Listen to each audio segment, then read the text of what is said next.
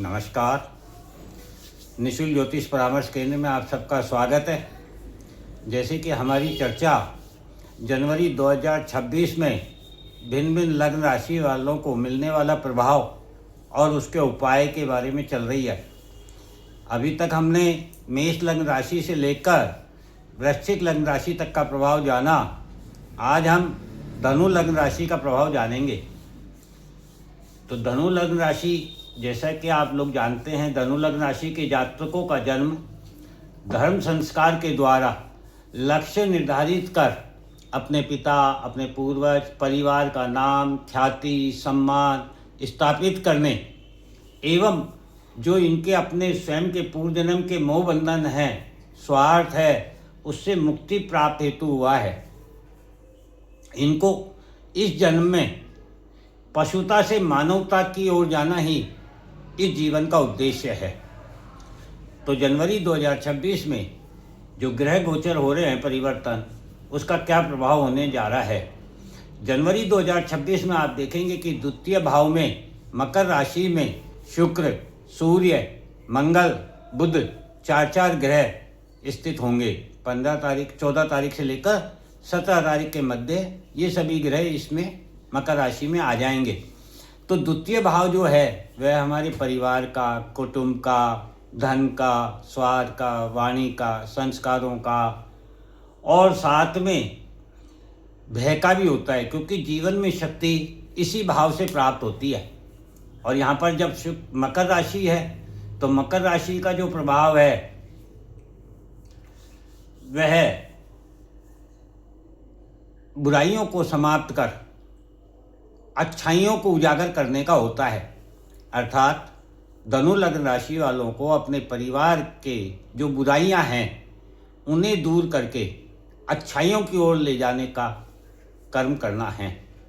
और यहाँ शुक्र जैसे स्थित है, 14 तारीख को शुक्र आएंगे, तो शुक्र जो है वह इनको धनु लग्न राशि वालों का जो परिवार के संस्कारों के प्रति कर्म निभाने पर आपको पूर्व जन्म के जो ऋण रोग शत्रु है उनसे मुक्ति प्रदान करना चाहता है, जिसके लिए आपको वर्तमान समय में अपनी इच्छाओं एवं समाज तथा परिवार के मध्य तुलनात्मक अध्ययन कर समाज के महत्व को समझना चाहिए।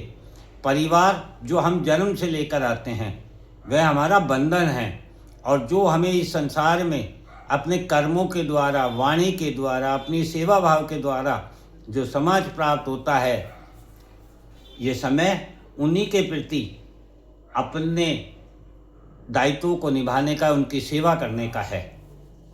सूर्य जो कि आपके नवम भाव के स्वामी बनते हैं और द्वितीय भाव में जाकर स्थित हुए हैं, तो वह सूर्य आपके जो पिता हैं, जो पूर्वज हैं, उनके द्वारा जो अपने परिवार के प्रति उन्होंने जो संस्कार कायम किए हैं, उन संस्कारों का आपको उन दायित्वों का आपको निर्वाह करना है, ताकि आपके परिवार का नाम, ख्याति, सम्मान हो सके। मंगल आपकी जो प्रारंभिक शिक्षा की गहराई है उसको विस्तार देकर परिवार के प्रति और समाज के प्रति कर्म करने को प्रेरित कर रहे हैं आपको। बुध आपके समाज के द्वारा जो आपको प्राप्त ज्ञान हो उसके द्वारा, आपके कर्म के द्वारा आपके परिवार का, आपके समाज का निर्माण कर रहे हैं। तो वर्तमान समय में धनु लग्न राशि वालों को बोलना कम चाहिए और सुनना ज़्यादा चाहिए। जो आपके पास ज्ञान है वह तो आपका पूर्व जन्म का आपको प्राप्त है। अब आपको इस जन्म में जो और ज्ञान प्राप्त हो सकता है समाज से, उसे सुनना चाहिए, समझना चाहिए और सीखना चाहिए। बुद्ध यहाँ पर आपको यही बता रहे हैं। तृतीय भाव में आप देखेंगे कुंभ राशि में राहु स्थित है। तृतीय भाव आपके पराक्रम, कम्युनिकेशन का है। कुंभ राशि आपके पराक्रम द्वारा आपके जीवन की बुराई को समाप्त कर आपको सफलता प्रदान कर रही है। राहु आपको पराक्रमी, दूरदर्शी एवं माया मुक्त कर रहे हैं। अतः वर्तमान समय में आपको ये समझना होगा कि आपका पराक्रम आपके कम्युनिकेशन के द्वारा, समाज का निर्माण करे, ना कि उसकी कोई सीमा तय करे। चतुर्थ भाव में आप देखेंगे कि मीन राशि में शनि स्थित है। चतुर्थ भाव मन, इमोशन, सुख, भोग, मित्र, माता का है। मीन राशि व्यय, मुक्ति, अनंत संभावनाओं की राशि है। शनि कर्म और कर्मफल दाता हैं, जो आपको बताना चाहते हैं कि वर्तमान समय में आपको अपने सुख, भोग, मन, इमोशन, बंधन, इन चीज़ों से मुक्त होना है तथा जन्म से जो प्राप्त परिवार है उसका विस्तार अखंड ब्रह्मांड की तरह कर रहे हैं, अर्थात आपका समाज का निर्माण कर रहे हैं। जो जन्म से हमें संबंध प्राप्त हुए हैं वह हमारा बंधन है, और जो हम लोगों को अपने कर्म के द्वारा, अपने मन और इमोशन के द्वारा जो आकर्षित करते हैं, जो उनकी सेवा के द्वारा उनको आकर्षित करते हैं, वही समाज हमारा परिवार बनता है। शनि यहाँ पर यही बता रहे हैं कि आपको उसकी सेवा करनी चाहिए, समाज की।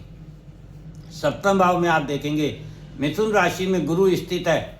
सप्तम भाव समाज, जीवन साथी, व्यापार का है। मिथुन राशि वाणी के द्वारा आकर्षित कर समाज को जोड़ने की राशि है, और गुरु यहाँ पर आपके जीवन में वाणी के महत्व को समझा रहे हैं। वाणी से प्राप्त सुख, संबंध वास्तविक सुख है, ना कि भोग विलासिता वास्तविक सुख है। स्वार्थ निहित कोई कार्य करते हैं तो वह क्षणिक सुख है, और जब संसार के लिए हम सेवा करते हैं, दायित्वों का निर्वाह करते हैं, तो वह सुख अनंत है। नवम भाव में आप देखेंगे सिंह राशि में केतु स्थित है। नवम भाव पिता, पूर्वज, ज्ञान, धर्म, उच्च ज्ञान का है, और सिंह राशि स्वयं के द्वारा निर्धारित सीमा का है, और केतु जड़, मूल, मुक्ति, ज्ञान, धर्म का ग्रह है। तो ये यहाँ पर केतु आपको बताना चाहते हैं कि आप अपने पराक्रम के द्वारा अपनी जो सीमाएं हैं उन सीमाओं से बाहर निकलें, क्योंकि ये संपूर्ण समाज आपका ही अपना परिवार है। यहीं से आपको सीखना है और इन्हीं के प्रति अपना दायित्व निभाना है, और इसी समाज के लिए अपने कर्म करके, अपने पराक्रम करके, और आपको अपने इस जीवन के ऋण से मुक्ति प्राप्त करनी है। नवम इस प्रकार से ये आपको जनवरी में ग्रहों का प्रभाव प्राप्त होने जा रहा है। निष्कर्ष इसका यही निकलता है कि धनु लग्न राशि वालों को जनवरी 2026 में अपनी वाणी एवं समाज के महत्व को समझना होगा। स्वार्थ, अहंकार का त्याग कर बंधन मुक्त रहकर समाज के प्रति दायित्वों का निर्वाह करना चाहिए। कम बोलना चाहिए, ज़्यादा सुनना चाहिए, और सुनकर उसको समझना भी चाहिए, और समझकर अपने जीवन के लक्ष्य को निर्धारित कर समाज के प्रति अपने दायित्वों का निर्वाह कर अपने परिवार का, समाज में सम्मान स्थापित करें, और स्वयं भी पूर्व जन्म के ऋणों से मुक्त हों। इसका उपाय क्या है? उपाय है समाज के द्वारा मिलने वाले ज्ञान को धारण करें, स्वयं के ज्ञान से बाहर निकलें, क्योंकि वह एक सीमा में बंधा हुआ ज्ञान है आपके पास। आप उसको विस्तार दे सकते हैं। ये समय आपके ज्ञान को बढ़ाने के लिए है। इस समय आप अपने गुरुओं की, गणेश जी की और भगवान विष्णु की आराधना करें, तो आपको आने वाले समय में शुभ फल प्राप्त होगा। जय हिंद, जय भारत।